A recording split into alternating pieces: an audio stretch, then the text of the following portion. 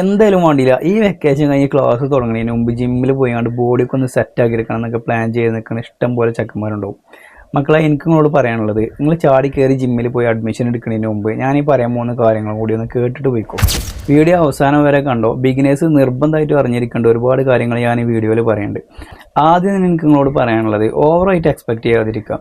ഈ 2 മാസം കൊണ്ട് നിങ്ങളെ കുടവേറെ കുറച്ച് 6 പാക്ക് ആക്കാമെന്നോ ഒരുപാട് മസിൽ ബിൽഡ് ചെയ്ത് സീബമിനെ പോലെ ആവാമെന്ന് നിങ്ങൾ ഒരിക്കലും പ്രതീക്ഷിക്കരുത്. ഈ 2 മാസം കൊണ്ട് നിങ്ങൾക്ക് എന്തൊക്കെയാണ് ചേഞ്ചസ് വരാൻ പോകുന്നത് ഞാൻ പറഞ്ഞുതരാം.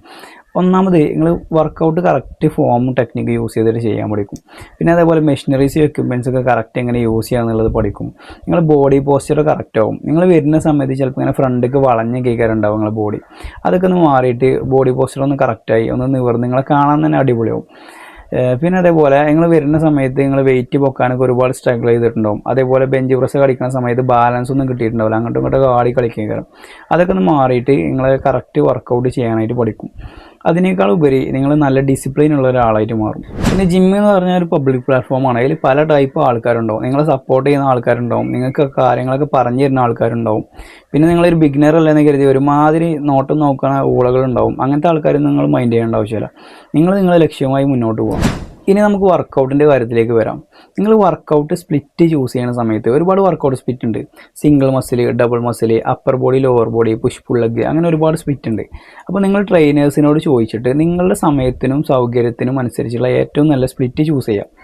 പിന്നെ വർക്കൗട്ട് ചെയ്യുന്ന സമയത്ത് മാക്സിമം ട്രെയിനേഴ്സിനോട് ചോദിച്ചിട്ട് വർക്കൗട്ട് ചെയ്യാനായിട്ട് ശ്രമിക്കുക. അല്ല നിങ്ങൾ യൂട്യൂബിലൊക്കെ നോക്കിയിട്ടാണ് വർക്കൗട്ട് ചെയ്യണതെങ്കിൽ യൂട്യൂബിൽ ഒരുപാട് വർക്കൗട്ട് ഉണ്ട്. അതിൽ പലതും നമുക്ക് എഫക്റ്റീവ് അല്ലാത്ത വർക്കൗട്ടാണ്. അപ്പം എഫക്റ്റീവ് അല്ലാത്ത വർക്കൗട്ട് ചെയ്ത് കഴിഞ്ഞാൽ നമുക്ക് റിസൾട്ട് ഉണ്ടാവില്ല. സോ നല്ല വർക്കൗട്ട് ചൂസ് ചെയ്യാം. പിന്നെ വർക്കൗട്ട് ചെയ്യുമ്പം ഓരോ വർക്കൗട്ടും എത്ര സെറ്റ് ചെയ്യണം, ഓരോ സെറ്റിലും എത്ര റിപ്പീറ്റേഷൻസ് ചെയ്യണം, ഓരോ സെറ്റിൻ്റെ ഇടയിൽ എത്ര സെക്കൻഡ് റെസ്റ്റ് എടുക്കണം, എത്ര ഇൻറ്റൻസിറ്റിയിൽ ചെയ്യണം, ഇതൊക്കെ നിങ്ങളുടെ ഗോളിനനുസരിച്ച് ഡിഫറൻ്റ് ആയിരിക്കും. അപ്പോൾ ആരെങ്കിലും പറയണത് കേട്ട് ചെയ്യാതെ ട്രെയിനർമാരോട് ചോദിച്ച് മനസ്സിലാക്കിയിട്ട് ചെയ്യാം. ഇനി ന്യൂട്രീഷൻ്റെ കാര്യത്തിലേക്ക് വരികയാണെന്നുണ്ടെങ്കിൽ നിങ്ങൾ എത്ര കഷ്ടപ്പെട്ട് വർക്കൗട്ട് ചെയ്തിട്ടും കാര്യമില്ല, നല്ലൊരു ഡയറ്റ് നിങ്ങൾ ഫോളോ ചെയ്തിട്ടില്ല എന്നുണ്ടെങ്കിൽ നിങ്ങൾ ഉദ്ദേശിച്ച റിസൾട്ട് നിങ്ങൾക്ക് കിട്ടില്ല. അപ്പോൾ ട്രെയിനേഴ്സിനെ കുറ്റം പറഞ്ഞിട്ടോ ജിമ്മിനെ കുറ്റം പറഞ്ഞിട്ടോ ഒരു കാര്യം ഉണ്ടാവില്ല.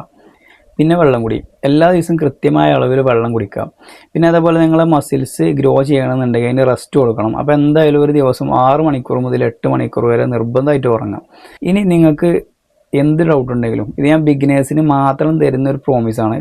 നിങ്ങൾക്ക് എന്ത് ഡൗട്ട് ഉണ്ടെങ്കിലും എനിക്ക് പേഴ്സണലായിട്ട് മെസ്സേജ് അയക്കാം. എൻ്റെ ഫ്രീ ടൈമിൽ ഞാൻ നിങ്ങൾക്ക് അതിന് റിപ്ലൈ തരും. ഓക്കെ.